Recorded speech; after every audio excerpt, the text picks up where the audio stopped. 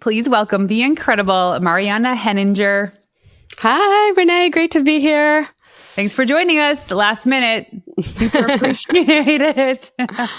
All good. I am always ready and willing and able and so happy to talk about brand videos and storytelling online. I love it. So I messaged you, was it yesterday? I want to say. I think so. It was yesterday. And here I am, like 6 a.m. my time. We managed to squeeze out an hour to chat. So I really appreciate that. It says a lot about your motivation to join me today. So we're going to talk about this cool thing called brand videos. Now, if you have a chance to go check out Mariana's podcast, it is called Empire Secrets. And I was tuning into her latest episode about wrapping up last year and her bold moves for 2024. And you worked on some really cool projects this year. Yeah. So tell us about some of the stuff you worked on in 2023. Yeah, for sure. So 2023 was the first official year of my new business. I left NBC at the beginning of 2022, took some time to just really do a lot of soul searching, like how do I want to build my empire? What does it look like? And then in 2023, really beginning, which is kind of nice. It's like a calendar year sort of connection. I dove right into Brand Magnetic. But essentially what I do is I bring what I know how to do best, which is really personal, intimate, beautiful storytelling with the other thing I'm obsessed about, which is marketing and sales. And when I came into the online space, I just could not believe that people weren't doing this. You know, a lot of people who are the face of their brand are not giving themselves the space to connect emotionally with their audience. All they're doing is showing up, leading with value and being like, I'm the expert, I'm the thought leader. And great. Like after a while, we're like, okay, I get it. You know your stuff, but why should I choose to work with you? Why are you my person? Right. And what we're doing is, and I'm totally going on a million tangents here. But to answer your question, what I did was start the business by working on these brand videos because I knew they were playing in my head already, but I knew that obviously I had to like show people what this was able to right out of the gate, get people excited about it, get people seeing the vision that I had and seeing the need that they could fill with this single 2 to 4 minute video that essentially tells their story in a way that emotionally resonates with their audience and creates an immediate emotional connection, immediate trust, immediate, like, it's not Renee who is an expert and who does this and this, and these are her services. It's like, wow, it's Renee whose values I align with, who I really believe in, who I see as a friend now. And so now every time I hear from her, it's Renee, this gal that I really like because I know her story and I resonate with her and she's awesome, right? In addition to that, she's an expert and she's really cool to work with. And I'm so drawn to her. So it really is the reason why I chose the name Brand Magnetic, which kind of came a little bit later from that starting point. You know how it is when you're starting a business, just thinking of the great name that hasn't been taken. That's true. Right? Like, yes. I'm still like paying dearly for it. It was not cheap, but I was like, you know what? This is what I believe in. It's your brand in a way that's magnetic. Obviously, it's like a catchy short name. It's an easy one to remember. And, but name aside, it was just this idea that let me connect with my target audience, with these folks that I want to serve, who I believe in the work that they're doing. How can I amplify that? How can I make them essentially sell faster, like close faster, right? Go from being an unknown to being unforgettable, to being that trusted friend. It's so much like in alignment with the work that I do. And you posted a thing on LinkedIn, I don't know how long ago it was, but a part of my research for having you as a guest on the show is I do the creep. And you posted a thing on LinkedIn. I was like, this is so perfect because I can't tell you how many times I get pitched for people to be guests on my show. And it's from a publicist or a PR pro. And they're like, hey, here's this person. They're really great. And I'm like, okay. And then they'll cut and paste the bio with no links and maybe an attachment. And everything was like, no. But one thing absolutely zero people do is a link to a brand video. And it got me thinking, how powerful would that be for somebody's media kit? Because it's easy to link to a website. It's easy to link to an Instagram or social media account. Sometimes people link to media kits and they have this content in there. but I never even dawned on me the importance of this and how easy it is for somebody to create and to put into their media kit or into their pitch. Absolutely. And now, but here's the thing, it's like easier said than done. You're an Emmy award-winning filmmaker. So this comes naturally to you. You already alluded to the fact that you already see the things before you're doing the things. So, okay. So some of the questions around this is based on what I just told you, and say this was like me going to create my own brand video. What are some of the important elements of the video? How long should it be? What am I talking about? Like go through the process. For sure. Yeah. Happy to dive right in. I will say two things before I answer that question. One is one of my brand video clients. So I do two things. One is I have a done for you service. So it's in essence, I'm going to do the heavy lifting here of not only getting what I need from you. It's a little almost like borders on therapy sometimes because we're really diving deep into your why and your emotions, all the work that I'm sure you do as well. So it's all of that and then translate that into visuals. So one of my clients from last year, she actually has landed since her brand video 2 times in the New York Times, including the print edition, a CNBC, and she was recently on Good Morning America. And the only difference is that now she's including her brand video in her pitch. And granted, as a journalist for 15 years, I know that when you see validation from a different publication, that helps, right? When you know this person's been interviewed elsewhere before. So let's say the other publications kind of relied on her showing up in the New York Times and the brand video was just an awesome extra that came along with it. But to break through that first New York Times article, she described to me that she was kind of competing against all of these other experts in her field. She's a sobriety coach. There's no shortage of sobriety coaches. And the response from the reporter was immediate. And she attributes it to the brand video. Again, she's a badass in her own right. I never want to take that credit away from her.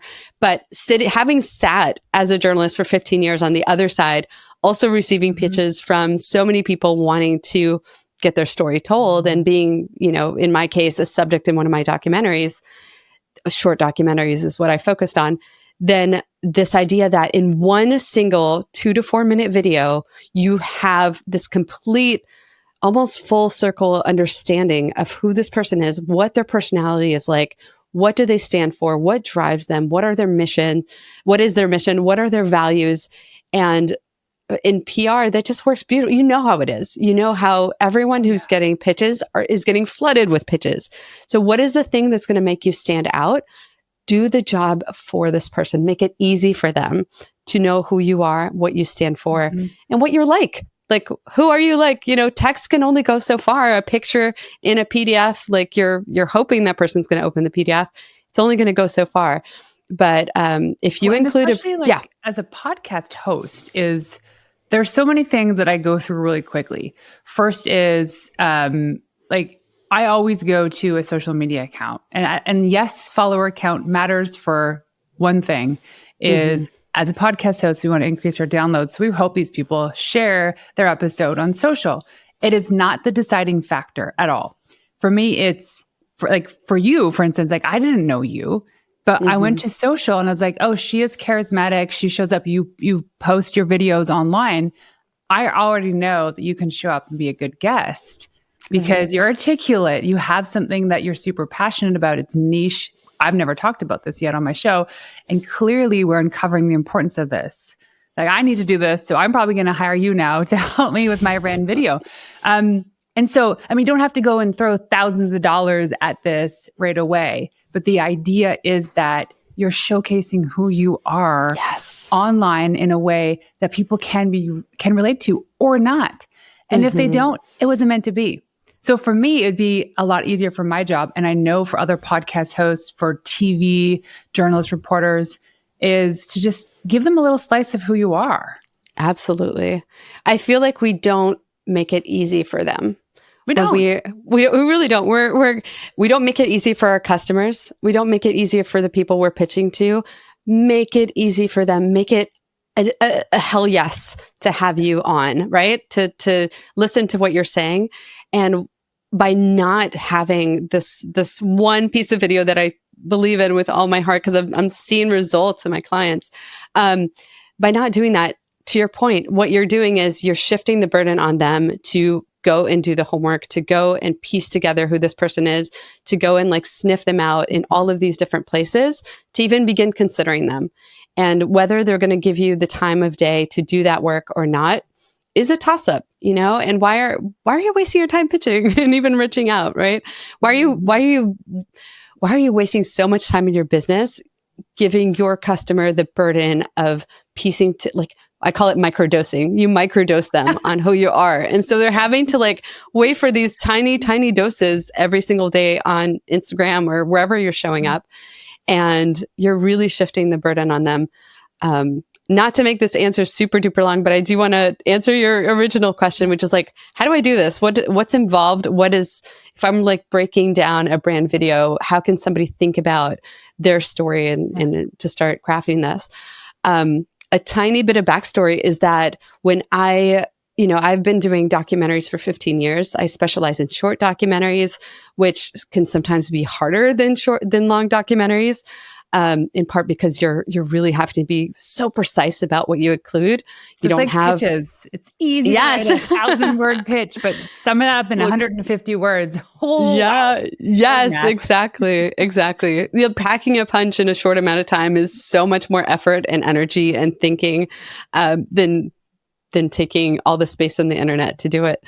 So the reason I'm saying this is because at the beginning of my business, I wasn't sure what the heck I was doing. And what I mean by that is I've worked with my gut for so long. I've never had to teach. I've taught filmmaking. I've taught documentary filmmaking. I've even taught like interviews and things like that. But the idea of combining that with marketing and sales, turning this into a conversion tool is a whole different ballgame that many filmmakers don't know the first thing about. And so part of my process was really dissecting what is it that I'm doing for my clients and what does that look like? What is this framework that I'm using? It's really, the thing that we have when we become from an expert to a teacher. And so I'm only able to create the course that I have today, which is a pre-launch as of today, but is on its way to launch. And I could only create that because I was able to do all this thinking of like, how do I pare this down? So to answer your question, the way to pare it down, I'll get to it. Please do. Come on. I'm on the edge of my seat. This is the anticipation that we build. So the way to think about I get your it. You're following your process right now. And how this is my long hook. Okay. Now you're hooked. Hook story. Now's my offer. So the way to think about this is, first of all, to understand, I'm sure there are going to be parallels, by the way, with what you do, but to understand very deeply what it is that you do and who it is that you serve. So who do you serve? How do you serve them? And then we begin to understand your why, who you are. So there's not necessarily a first and second. They're kind of chicken and egg. They work together. You can start with, let's look at your offer. Who exactly do you serve? How exactly do you help them? There are many levels of the why, and like, why do they want this result? Why are they looking for you? What is exactly their pain point? 5 whys. Yeah. Go super deep there. Yep. And then you look at yourself, if that's easier to start there, and then go and look internally and think about like, okay, so why is it that you're doing this? Why do you feel like you're the person called to help these people with this problem? And there's a couple of layers of why there to really dig deep into what is it about Renee that makes her amazing at this, that really drives her? Like, what are her whys?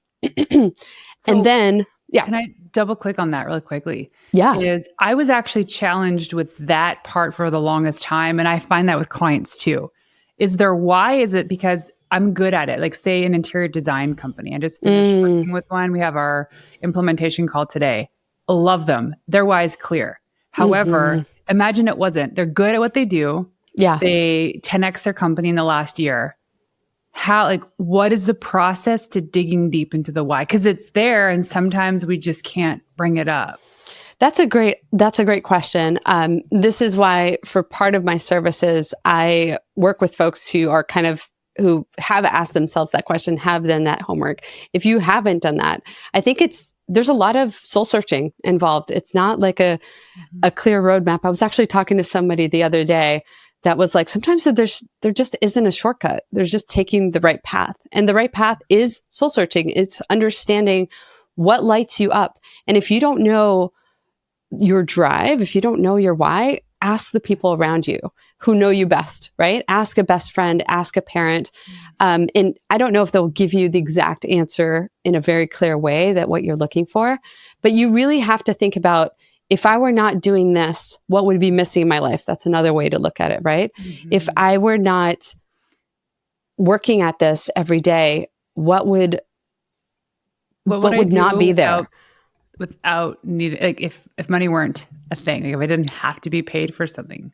Right. What I mean, do?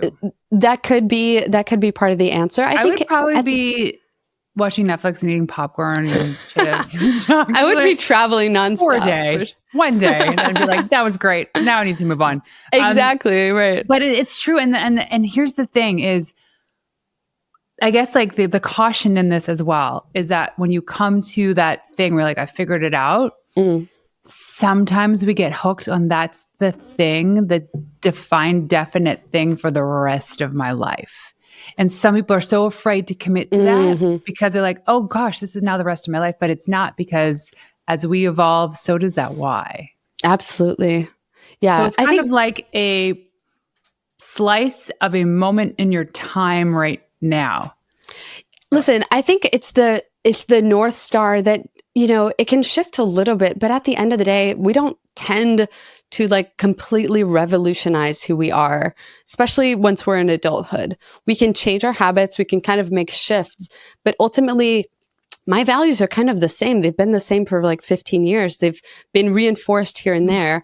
But, if I think for me, when, this is the work that I do, the thing that drives me is actually helping people flesh this out. It's showing them parts of themselves that they'd never seen before.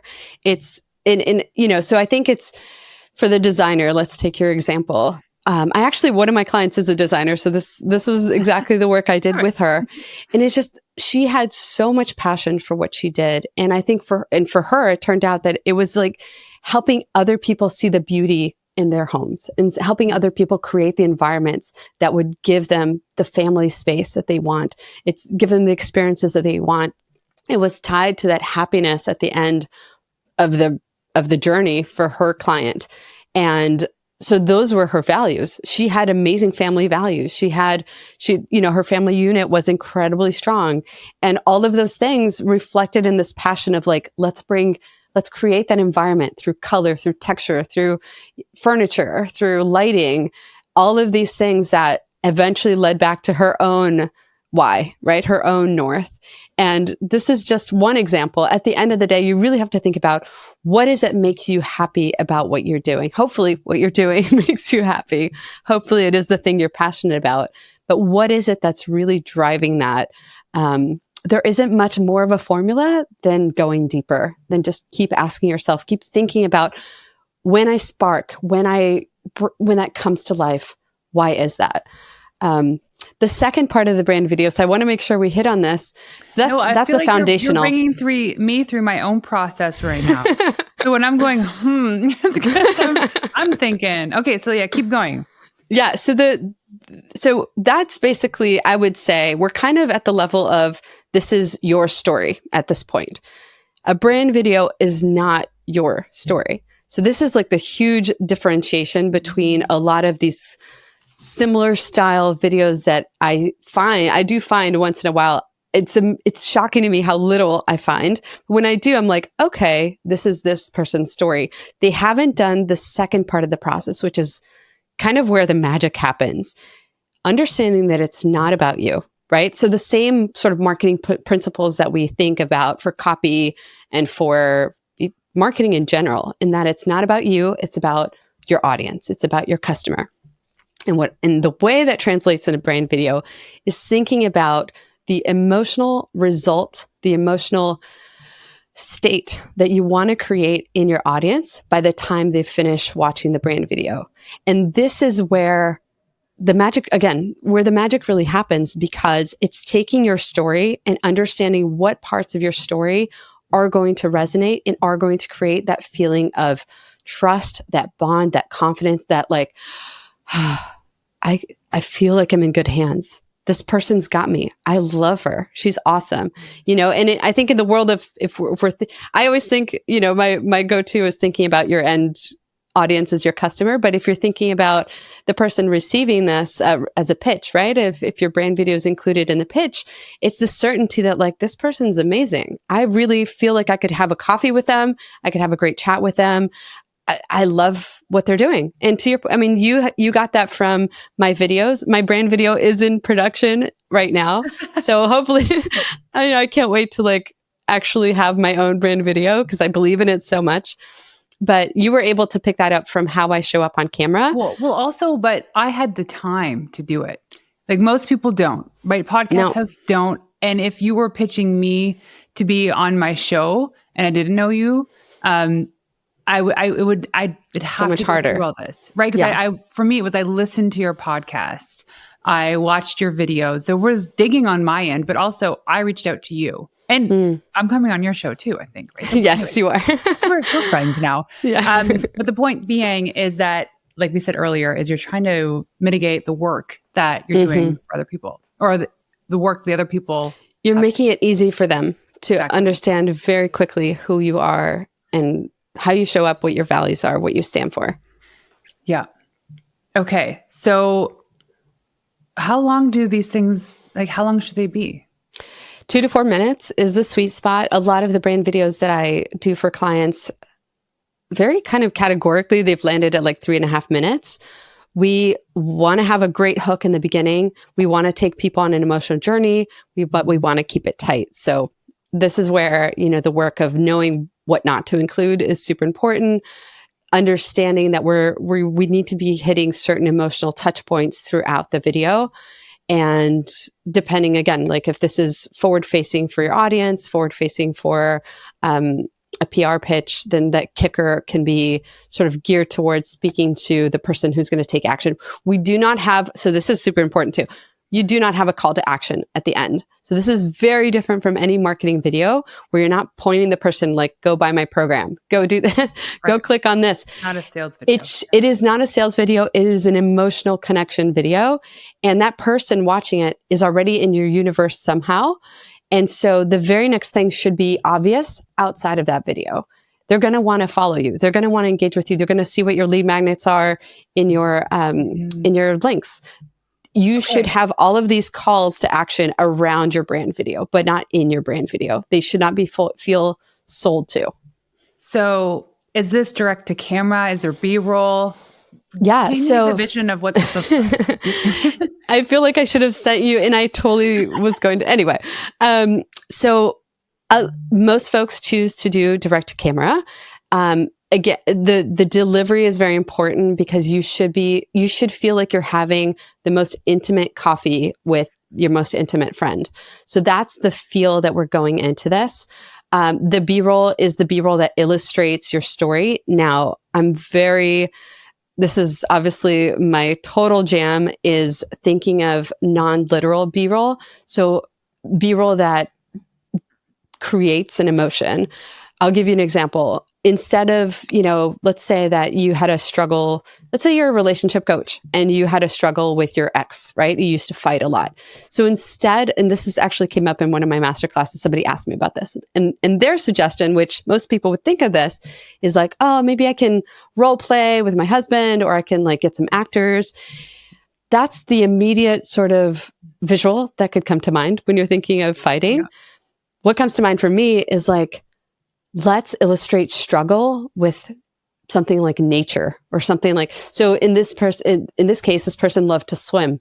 It's like, I'm going to put you in a swimming pool and we're going to like see that water. You're going to be thrashing around in the water. Think of all of the emotions that come up just from that visual, right? It's the sound of the water. There's the struggle. You're struggling to breathe. That's how you feel when you're fighting with your spouse. Oh, the struggling to breathe thing. If you have to do those like nasal aspirator things, if you're trying to I don't know, it was top of mind because I had to do one not that long ago. this is the filmmaker in you coming out, because I think most people, and I don't want to scare people away, and that's because they can just hire you for this. But I'm seeing it. It's you're using the B-roll, if they choose to use the B-roll, that evokes that emotion, that feeling. Like absolutely. I mean, I would say if you choose not to use the B-roll, it's kind of like, I would love to buy a car, please. No need to include padding on the seats. And it'll still get you there, but you're gonna have a bumpy ride. And instead, what we just I'll use my foot, kind of Flintstones stuff. Like Flintstones. Exactly. And the reason I'm saying this is because visuals are such an incredible vehicle for emotion. What we're creating is something called narrative transportation. There's actually a study that talks about amazing storytelling will create a similar brain wavelength in the person hearing your story. There's like a biological, psychological thing that happens that's very physical when you are transported by a story. And by the way, that same study found that people who had that resonance, like it's literal brainwave resonance, were more likely to help that person. And help can literally mean buy your product, get you on my show, take you into my universe, whatever that might look like. Well, and that's some similarities in a really good like Indiegogo or Kickstarter campaign to sometimes like the Indiegogo, and maybe it's like to help out a family that's in need. That emotion, when it makes you cry, you're like, oh, please take all my money. Right. Exactly. I mean, we, Apple, why do they use emotion in every single ad that they run? Is like, we feel emotionally attached to that brand. I mean, and if you're thinking about founders, the ones that come to mind a lot are like, Sarah Blakely, we love this gal and we buy Spanx because of that. Jessica Alba with the Honest Company. There are folks whose stories we know that impact us buying and what those happens products. Here is that you trust them based on that story to think that, well, I like her, so her product's gonna be good. Absolutely. My go-to now for these examples is Knixwear. They make the best underwear ever. And Joanna, the founder, there's a whole story around how she went in for her series A or B, I don't know, whatever, her biggest round that she did to raise money for the company. And she was pregnant with twins. And so the story goes where she walks into the boardroom, like, I'm probably just making this a little bit more emotional than it really was. But I picture her walking into this boardroom with a bunch of men. And she's super pregnant. And she basically points at her stomach saying, hey, if this is going to be a reason why you don't invest in me, then get out. Wow. I'm like, yeah, you go, girl. Sign me up. Yep. I trust her because, guess what? We share the same values. Exactly. And now I'm like, even if her product wasn't as good as I expected, I'm probably still invested because I like her. And you're more forgiving as a result. Exactly. Right? If there's an imperfection or if an order goes wrong, you're like, oh, that's cool. Yeah, totally. Exactly. Yeah, I love it. Okay, so when you look at it from the lens of people creating these for their media kits because they're pitching to be on TV or podcasts, where do they start with this process? We talked a lot about the details, but like, what is the simplest way to put this on the calendar to start the process of creating a brand video? And how long do these things take to create? Full disclosure, I'm still working with my beta students who are doing this on their own. But the reality is it's kind of, this is a nut that I'm trying to crack a little bit in the business because a lot of people love it and then they put it off. And part of the way that I'm addressing this is to offer them support. So instead of just, here's the course that you buy that's going to sit on your digital shelf forever. Exactly. I was like, the course comes along with implementation help. And the reason being, again, it's a new product. So few people are using this. And it's a thing that you can believe in, but again, can so easily become lower down on your priority list. And so it's a matter, there is kind of a mindset piece to my course, which is understanding why prioritizing this is important. And the reason being, the sooner it's out there, the sooner it's going to work for you without you having to do anything else. So contrary to showing up on social media, which again, I'm not dissing anything else, and those things are important. But the idea is that we're so used to feeding the machines of these algorithms, of these social platforms.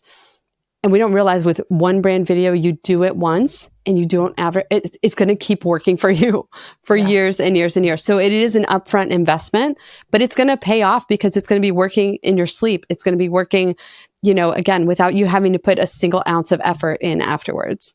Oh, I love it. Yeah. I mean, the same goes with like creating a media kit is you update the content here and there. And there's the effort that goes into it. And a lot of people put that stuff off. Even like PR people put it off. But hey, once they start that engine and it gets firing, they get big wins. They're like, now I get it. So, okay.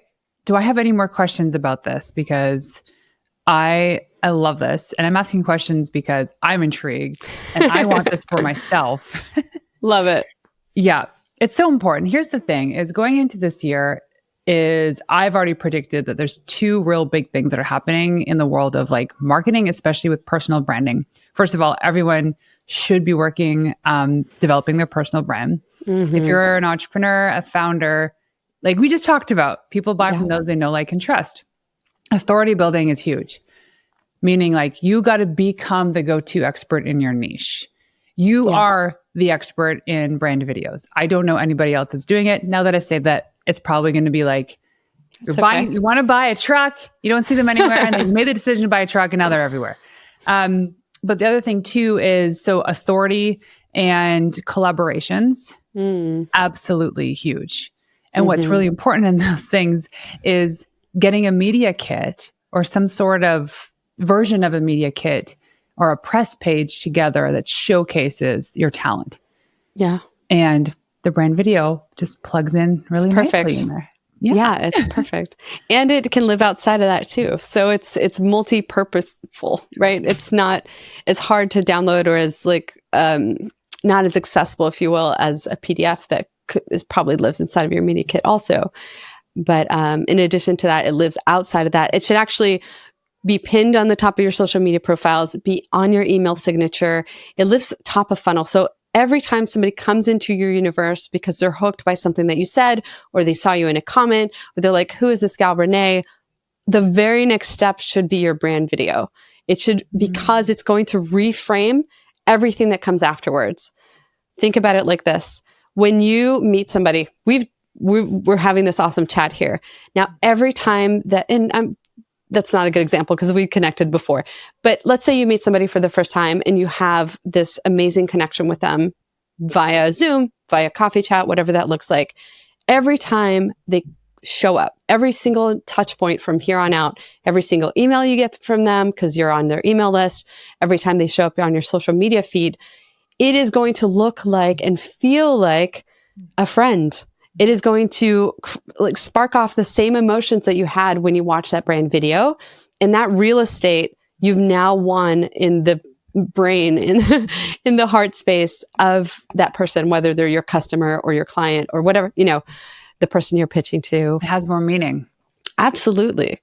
We in fact, like there are two different universes. I think about all the lead magnets that you sign up for from people that you cannot for the life of you remember who they are. Yeah.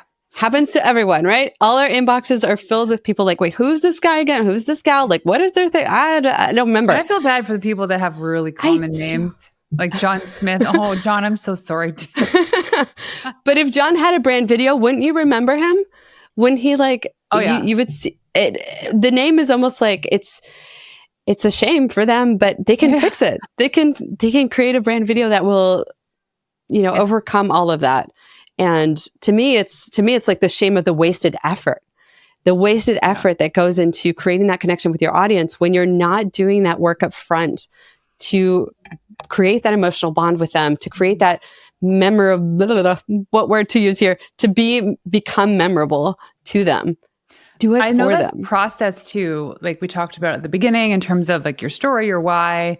Yeah. Purpose, mission is really important too when it comes to developing your pitches. So the same process applies. The one thing I wrote down here too that is really key, especially if you're pitching bigger shows, podcasts, and TV, is just how polished you look when you have something like this. And that's important too, because people want to know that you're not going to create a brand video if you're really not that invested in what it is that you're doing. So Absolutely. this shows your commitment to what you're doing, your intentionality, and then people get to really know who you are. So like in the world of PR, looking polished is really important. That's a really great point. I don't even bring that point up, Renee, because I'm always so, focused on everything else we talked about today. But that is a really incredible, way of looking at this as a beautiful, amazing, standout piece of branding. And we all know that we are influenced by how somebody shows up. When you're beginning in business, we don't talk about it too much because it can be a hindrance to taking action. But once you're ready, like once you're rolling, once your business is thriving, like this is an incredible piece to scale. And I see that with my clients. Like they had built their businesses to a certain extent, but this has like catapulted. Here's another example of how this happened is one of my clients, when people see her brand video now, they reach out to her on average 5 times faster. And when they reach out to her, when they get on a phone call with her, she said the difference is incredible because they get on a phone call with her already talking to her like a friend. She's not having to do the heavy lifting of introducing herself, of warming them up. They are warm coming in. And granted, there's not 100% close rate, but her close rate has definitely increased because of that acceleration process. It really is like a trust acceleration tool. It's an accelerator, like the fuel to the fire. Absolutely. So when you were talking about like your why, I had a vision that reflects a little bit about my purpose. Is I see every woman has a pilot light inside. So we know like got a pilot light in a fireplace, a light or a barbecue, whatever. It's a light that's always on so that you can start it like that because you need the flame to build a bigger fire. I love that metaphor. Yeah. Every woman has a pilot light, but it's my job to help them turn that into a flame. And that for me is helping them with, and like in the terms of PR, it's not just about getting the media, but it's everything before that. It's building up that confidence, the organization, the strategy, so that they're the confident going out in the world. So thank you for that. I love that. So I just picture like almost like a girl, like kind of hunched over and she's got this little pilot light. And over the course of our time working together, it turns into a bigger flame. Absolutely. And then she's on fire. That's actually, no, for sure. That's actually some of the reactions I've had as well from my clients. They feel empowered. They feel so much more confident in their own story. And here's the thing, your story is your stamp. It's your DNA. Like nobody's ever going to have that unique combination of everything that makes you, like your brand story that, and so a couple of folks have said that coming to that realization has given them so much more. Empowerment was the word that came up a lot, but also just relief from not feeling overwhelmed about competition. Like there's no competition. Like I am my own person and I'm showing up as we talk about showing up authentically and all of that. Great. But just owning your story, knowing that this is the thing that makes you you. And this is ultimately the thing that's going to help people decide whether to work with you or not. It's going to be the immediate magnet or gently guiding them in a different direction. But that process is going to be so much faster. Oh, yeah. Yeah, I can see that.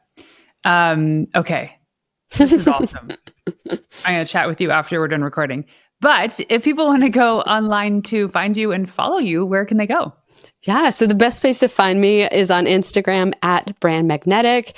And there you'll find a link to my free masterclass. So I teach a masterclass every 4 to 6 weeks or so. It's called Master Your Story, Turning Your Story into Sales.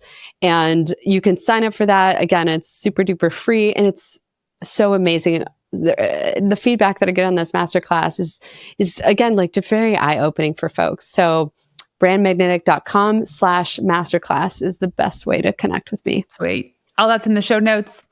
Mariana, this has been amazing. Thank you so much for joining us today. Of course. It's been awesome. Thank you, Renee.